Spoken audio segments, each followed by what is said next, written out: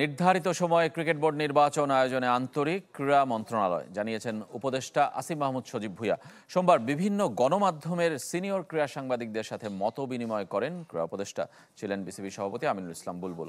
Football federation সভাপতি তাবিদ আওয়ালকে আমন্ত্রণ জানানো হলেও দেশে না থাকায় তিনি থাকতে পারেননি। মত বিনিময় শেষে ক্রীড়া উপদেষ্টা জানিয়েছেন, গঠনতন্ত্র সংশোধনে ফুটবল ফেডারেশন কিছুটা এগিয়েছে, দেরিতে হলেও ক্রিকেট বোর্ডের গঠনতন্ত্রে পরিবর্তন দেখতে চায় মন্ত্রণালয়।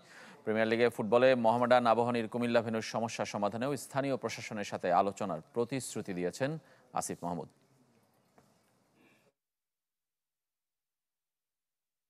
শুধু ঢাকা কেন্দ্রিক যে ইন্টারন্যাশনাল হয় সেটাকে ঢাকার বাইরে নিয়ে যাওয়া প্রয়োজন এবং সেটা ইভেনলি বিভিন্ন বিভাগগুলোতে হওয়া প্রয়োজন।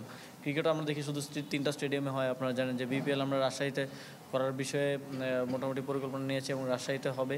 আমরা বরিশাল খুলনা অঞ্চলেও করার পরিকল্পনা নিচ্ছি, সেখানকার স্টেডিয়াম নিয়ে আমরা কাজ করছি, সেখানেও আমরা করার চেষ্টা করব।